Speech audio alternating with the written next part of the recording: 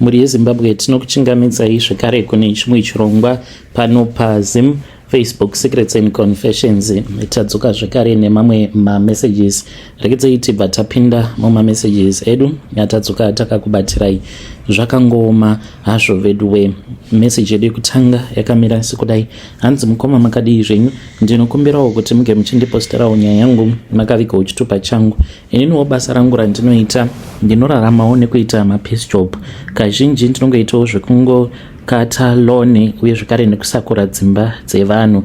Saka upenyu hwacho mukoma hwakaoma, but at least I am grateful kuti ndiri kutokwanisawo kutoraramisawo mhuri yangu, upenyu huchitongoendawo zvakatodaro. Saka kumashure uku I still remember kuti pano mumwe musi apo pandakati ndiri pane pamwe pamba pandainge ndichiita piece job, ndainge ndichifanira kuti ndinge ndichisakura vakazondipa an extra amount, but extra amount iyi yainge yakawandisa because vakazondipa $100 pabasa randainge ndichifanira kuti ndinge ndichizopiwa $20 because pacho pandainge ndichisakura painge pasina kunyanya kukura. It was towards Christmas, saka vainge vachida kuti pamba pavo pange pachizoluka nice sezvo vakati vainge vaine maguest. Ndakangofarawo ndikabva ndati zvimwe kuda maybe they had done it in the festive spirit. Saka $100 iyo yavakandipa mukoma yainge iri mari yainge yakatogadzirwa nechekare. Vanhu ava ndainge ndisina kuziva kuti vainge vakatoromba, saka vainge vachitotsvaka kwekurasirira zvinhu zvavo. Iniwo kusaidi kwangu Mwari vakabva vangondinzwirawo tsitsi. I think vanenge vakangoti mwana uyu nematambudzikiro ake ari kuita, on top of that obva achizogadzikwa mhepo yechikwambo kana hazviiti. Saka ndakabva ndachizotanga kurwara. Christmas yose ndainge ndichirwara. Mudzimai akabva anditakura ndokubva achizoenda neni kumusha apa vana vangu, ndichitanga kufunga kuti zvino vana ndichaita sei, because ndainge ndiine umwe wacho uyo ainge achifanira kuti ange achizoenda grade 1 the following year. Saka tainge tichida kuti tinge tichizomuendesa kune chimwe chikoro. Life yakakanganisika mukoma zvekuti life inokwanisa kunge ichifamba, then the next time life yobva yatongodhakwa zvekuti kana wega unotoshaya kutoziva kutoti but seiko life yakanganisika kudai. Kazhinji kacho unenge wasangana nemunhu uyo anenge akugadzira. Saka zvakaitika ipapo mukomana shinde zvekuti takati tava kumusha, obviously vakadzi vanofamba, ini hangu zvekufamba zvagara hazvimo mandiri. Ndingoriwo munhu wekungoti kana ndikabata bhaibheri rangu most of the times nekuda kwetechnology yavako ndinoita zvekuteerera bhaibheri pandinenge ndichiverenga. Saka ndichitongoti that is enough. Kana ndikateerera bhaibheri kana Mwari vanotozviona kuti mwana wangu ari kuedzawo. Saka ndakabva ndachizoti kuna madam mushure mekunge vandiudza kuti vainge vaine muprofita ainge avaudza kuti ndainge ndakagadzirwa nemunhu wandainge ndichishandira. Ndikabva ndati kuna madam, handiti munovaona maprofita enyu izvozvi munhu ari kukuudzai kuti ndakagadzirwa nemunhu wandinoshandira, ndine munhu wandinoshandira here inini kana kuti ndinongoita zvemapiece job? Saka madam vakangoramba vachingoenda Kwekwe tichinetsana because muprofita uyu ainge achiti muri kufanira kuti munge muchidaidza murume wenyu, kana madaidza murume wenyu mobva mauya naye kunoku, ndikuda kumuona muno mumudare. Saka ndainge ndisingadi zvechose mukoma, but mukadzi wangu akangoramba achingondipa pressure achingoti handei tinge tichinonzwa. Wainge uri musi wa5 February apo patakazoenda kwavari madzibaba vaya. Takati taenda kuya madzibaba vakabva vachizotanga kundipa tsanangudzo. Ndikabva ndaona kuti zvechokwadi zvese zvavainge vachitaura chainge chiri chokwadi, because vakatondiudza kuti madzibaba inini mune mari yamakapiwa, ndiri kuona kuti makapiwa $100. Mari iyi makaitei nayo? Ndikabva ndati ina handitozivi kuti mari iyoyo ndakaita sei nayo, because ndakangoti ndichingosvika kumba ndiine 120 yangu. Madam vakabva vatofonerwa, vakafonerwa naamai vavo, vakabva vachizoti amai vainge vachirwara saka painge pachidiwa mapiritsi. Ndokubva tatotora 30 tikatoenda tikatonotumidzira 30, then imwe mari tikabva tachizobhadhara zvimwe zvikwereti zvatainge tiinazvo, tikasara tisina kana senti. Yet ndainge ndatoita piece job, ndo mashandiro acho akaita mari. Ndikabva ndachizonzi muri kuzvionaka mari yamakapiwa yainge iri mari yeurombwa. Mari yeurombwa hauna kana chaunombofa wakakwanisa kuita nayo kana iri mari inenge iine urombwa mukati. Vakandiudza kuti murume wepamba pandainge ndichishanda iye ainge aine mucheka mutsvuku. Saka mucheka uyu mutsvuku aiti kana kuri kunzi anenge achida kuita mari anoutora mucheka iwoyo ngobva aufuka. Kunyange ipapo paakandipa mari mukoma ainge akapfeka rainge rakaita zigauni like magauni aya anopfekwa nemanigerian but rainge riri rered. Ndakangotiwo sevanhu vane mari dzavo munoona kuti vanenge vangori nemamwe madifferent dressing codes handina kana kumbofunga nezvazvo, but ipapo madzibaba pavakandiudza kuti handiti makapiwa mari munhu uyu ainge akapfeka gemenzi rered, ndo pandakabva ndachizorangarira kuti zvechokwadi ainge akapfeka akaita kunge munigerian. So I want people to be very careful out there because kazhinji kacho kuti munhu ange achizokugadzira anotokugadzira achitoshandisa mari, ipapo kutogamuchira kwandakaita mari vanhu ava vainge vachida kuti ndinge ndichizova murume wechikwambo chavo, asi ndinoda kungotenda Mwari kuti vakandichengetedza mukoma. Ipapo handitombozivawo kuti ndakabuda sei vainge vachida kundiita chimunhu chavo, but I'm grateful even though nemudzimai wangu tiri vanhu vekuti tichiri kungotambudzika, but zviri nani kutambudzika zvedu asi upenyu tiinahwo. I started learning to be very grateful because ndaiti kuita mapeace job kwese kwandainge ndichiita, ndichipinda muna borodel, ndichipinda mudzimba dzevanhu vane mari, ndaibatwa neruchiva nguva dzose. There was even a time pandakaenda kunoita peace job, saka mukadzi wepamba ipapo ainge aine birthday. Ndakarwadziwa mukoma ndichiona mukadzi iye achitengerwa motikari 5 at the same time. Motikari idzi ainge ari mamercedes benz. Akabva anzi nemurume wake, ndakutengera motikari. Ndakatarisa mukoma, maziso angu akazara nemisodzi, ndikabva ndati asi nhai Mwari munombozvifambisa sei? Vamwe ndivo vamunopa mari zvekuti vanokwanisa kutengera vakadzi vavo motikari 5 at the same time. Chinzwai zvakazoita mukadzi iyeye. Motikari idzodzo dziri 5 dzaakapiwa, dzimwe dzacho akabva achizopa shamwari dzake on her birthday, dzimwe dzacho akabva achizopa hanzvadzi, akazosara aine 1. Saka ndakarwadziwa hangu ende ndakazoti ndabatsirwa namadzibaba, ndo pandakabva ndachizodzidza chidzidzo chekuti sometimes usachiva zvisiri zvako, nekuti hauzivi kuti vanhu ava vanenge vaine mari vamunoona vachipa vanhu zvinhu, mari dzavo dzinenge dzichimbobva kupi, nekuti mari inonetsa. Ingoti ungobuditsa mari muhomwe wototi wakutotenga motikari, kutotengera mukadzi motikari 5, mari yacho unenge uchimboita yekunokora pai. Saka ndo zvakaitikawo izvi kwandiri mukoma. From that day to this very day, kunyange hangu ndiri murombo, I used to curse myself almost each and every day, ndichingoti urombo huroi, urombo huroi. Kana mukadzi wangu aigara achingondikaidza achingonditi zvamuri kutaura izvozvo zvekuti urombo huroi zvakafanana nemuroi, muri kukanganisa, nekuti Mwari hamuzivi kuti anenge akakurongerai chii. But inini I feel as if I'm very wealthy in the spirit. Kana kuri kunzi Mwari vakakwanisa kundichengeta apo pandainge ndichifanira kuti ndinge ndichiitwa murume wechikwambo, God he proved a point to me kuti zvechokwadi variko. Ndakarwara mukomanashi, ipapo pandainge ndichirwara December yose ndaita zvekufukidzwa nemachira 3, 4, 5 ma2 in 1 aya ndichinzwa kupindwa nechando. Mukoma zuva raiti kana rikabuda ndaitenda Mwari, kwaiti kana kwakati dhuma makore ndaita kubvunda zvekuti kana mubhedha waiona mubhedha uchiita kuvibrata nekubvunda kwandainge ndichiita ndichipindwa nechando. Saka ndaizoti kana ndikabatwa nehope paya ndaitoona vakadzi vaviri vaitopinda murumu mandinenge ndakarara. Vakadzi ava vaitopinda vakatopfeka magauni avo, vakatobata maruva avo aya anobatwa nemukadzi anenge achichata. Votoya kwandiri vobva vati murume wedu watakapiwa, tauya kuzokuona ende tauya kuzokutora. Saka zvinhu izvi zvainge zvichida kuti ndinge ndichipenga. Kana ndava kupenga ndava kungopengereka ndichifamba nenyika, izvo zvinenge zvichindiita murume. Then bosi vangu vainge vambori bosi vangu ivo vanenge vachiita mari neni, asi ndakaramba mukoma. Ndaiti ndiri mukoma kudaro ndairamba ndichiti hakuna zvinhu zvakadaro, handidi kuitwa murume wechikwambo ini, mashoko ane simba mukoma. Ndaiti kana ndikaramba ndikati handidi kuti ndinge ndichiitwa murume wechikwambo, zvaingoridza tsamwa zvabva zvati tichadzoka. Saka ipapo mukoma pazvaizoti tichadzoka, pose apa zvinenge zvakanaka, uchitoona kuti vakadzi vakanaka ava vandinokwanisa kutora ndikaita vakadzi vangu. Asi zvaizoti kana zvatsamwa zvaishanduka mukoma zvonyatsokundiratidza kuti izvo zvakamira sei.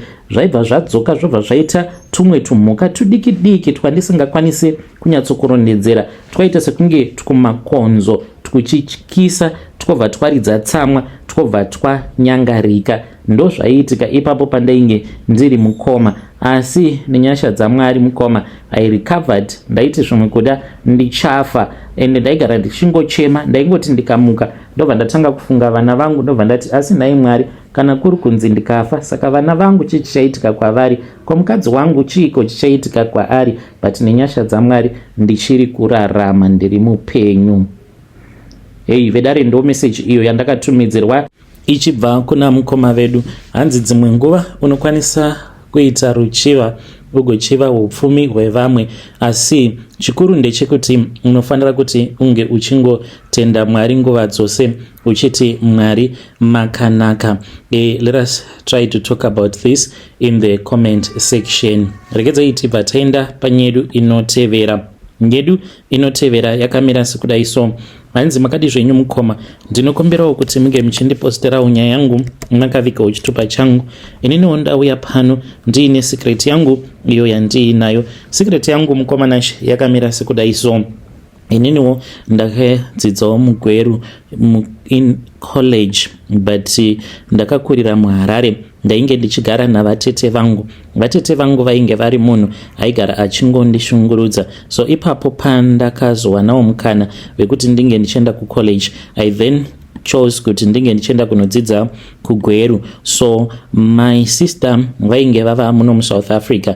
Ndakazoti ndava kudzidza mugweru mukoma, ndainge ndiine freedom yainge yakawandisa, like I had a lot of freedom. So ndakabva ndachizotanga kuita zvekudanana nemablesser. Saka ndaiva ndiine rimwe blesser iro randainge ndichifambidzana naro. Blesser iri mukoma rainge riri rekubulawayo. Murume uyu aita zvekutengesa goridhe. Nerimwe zuva akauya mukoma nashe ainge aine musoro wemunhu. He I can never forget. Murume iyeye ya zvakaoma mukoma nashe. What he made me to do to this very day ndinonzwa ndichizvitya. Akazoshayika zvake pari zvino zvindava kunoku kuSouth Africa. Saka ipapo mukoma nashe, when I was still there in Gweru, semazuva ose aiwanzokuya kwandiri weekend, then obva achizodzokera maybe after a week, because ainge ane mukadzi wake. Mukadzi wacho ainge ava kutozviziva kuti mugweru muna amainini. So ndakazoti asvika wainge uri usiku, ndokubva anditi ainge aine bag rainge riri mumotikari make, ainge achida kuti ndige ndichienda kunoritora because he wanted to go and bath. Ndakabva ndachizoenda ndikanotora bag. Handina kunge ndakaziva kuti mubag imomo mainge mutori nemusoro wemunhu.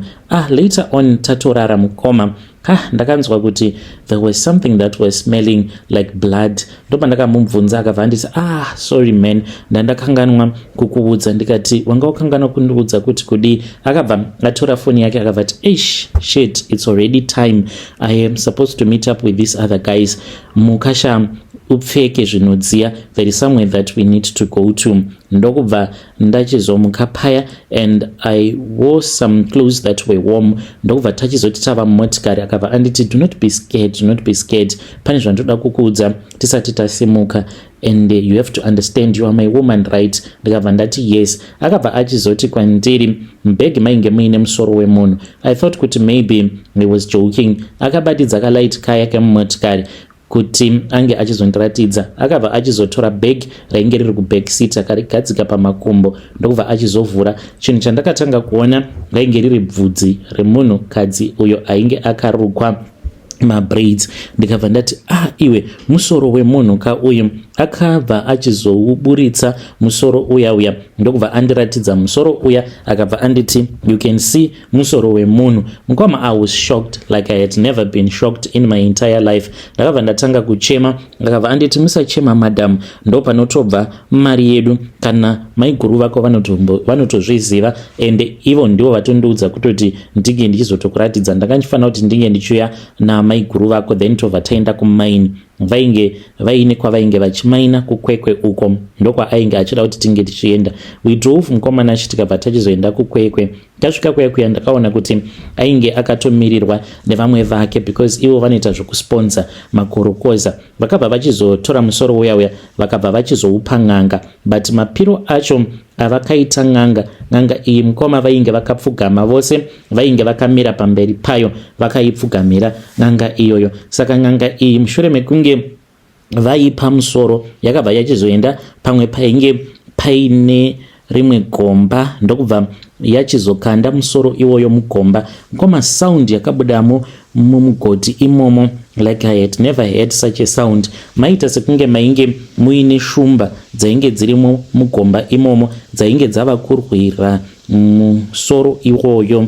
After a month, murume uyu mukoma naamai guru vakaenda kuDubai, vakanogara kuDubai handizivi kuti kwemwedzi mingani vachidya mari. Ipapo mukoma dzimwe nguva aitondisendera mavideos uye zvekare achitondiudza kutoti life iri kutofaya zvisingaiti. Akazoti adzoka akandiudza kuti vakaspenda $200,000 pavakagarako kuDubai, achinditi kuDubai kunodhura.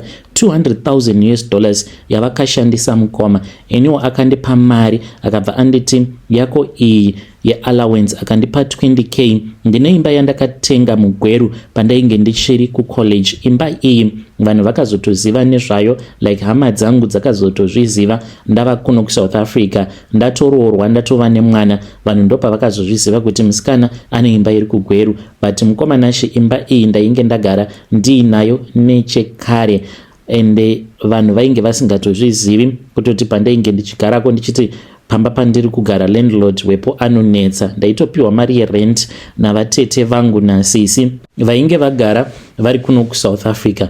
That is the day that I will never forget. Zvakaitika usiku ihwohwo I will never forget. Murume iyeye mukoma akazoita accident. Zvinoita Mwari, aifanira kunge dai akafa ndiinaye. We were supposed to go to Victoria Falls. Samazuva ose akauya kugweru. Ndakati ndiri busy zvangu nefoni yake, pakabva papinda message, but WhatsApp yacho yange yakalokwa nefingerprint neface lock. Saka pakangoita ka pop up message, ndokubva ndatarisa ndikabva ndaona message yainge yakatobva kuno mumwe musikana. Koma nashi ndakarwadziwa ndikabva ndatanga kunetsana naye, ndikafonera mukadzi wacho ndikati maiguru ndozviri kuno kandizivewo kana manga muchizviziva kuti kuno mumwe munhu. Vakangoseka zvavo vakabva vati ko imi mainini maitarisira chii kuti kana maenda pamurume wemunhu. Ini ndakazvigamuchira handiti kutoziva kutoti ndaneta nekuramba ndichirwa nemahure ake. Imiwo muchangosvika kuneta zviri kwamuri. Iko zvino zvanditi mava naamainini zvava kurwadza ka ndozvandainge ndichinzwawo pamainge muri mainini vangu. Saka mukoma ndakabva ndachizomubvunza akandiudza kuti mugweru imomo ainge aine umwe musikana waainge achidanana naye. Ndakarwadziwa mukoma ndikamudzinga pamba akabva aenda. Aifungidzira kuti maybe I still love him, but I was hurt. Paakazodzoka kumba achida kuenda neni kuVictoria Falls by force, akasvika ndisipo because of the pain and the heartbreak. Ndainge ndaenda hangu kuHarare. I just wanted to be alone. Ndokubva achizondifonera ndikamudza kuti ndiri kuHarare, akabva ati iripo. Ndava kuenda kuVictoria Falls tozodzoka tichitaura. Later on, that was when pandakazofonerwa naamai guru vachindiudza kuti murume hakusisina, murume atsakatikira muaccident. Ivo I don't think kuti vainge vatombori nebasa nazvo because mari yavakasiyirwa nemurume yakawandisa mukoma. Ndiyo secret yangu yandiinayo. Kana mukaposta nyaya yangu ndiziviseiwo, ndichange ndichizotevererawo ndiri mucomment section. Hey, vedare ndo message iyo yandakatumidzirwa ichibva kuna vanzvadzi vedu. Ngatizamei kuti tinge tichitaura navo vanzvadzi vedu ava mucomment section. Zvakangooma hazvo vedu we. Strange things indeed they do happen in this world. Let us try to speak with him mucomment section. Ngatisanganei zvekare mune zvimwe zvirongwa zvinotevera. Pane imwe nyaya iyo yandakaposta kutrenza app vainge vachiti ivo hanzi ndine mubobobo, but vakazotora mubobobo uyu mushure mekunge vaita zvemaspiritual wives. Saka hanzi panguva yemaelections vakapedza vakadzi vevanhu, hanzi taiti takagara parally, hanzi ndaingoti ndikatarisa mukadzi wandinenge ndichichiva ndobva ndatorara naye. Zvakangooma komana, zvakangooma hazvo veduwe. Please make sure you go and you listen to that episode. Ngatisanganei zvekare mune zvimwe zvirongwa zvinotevera.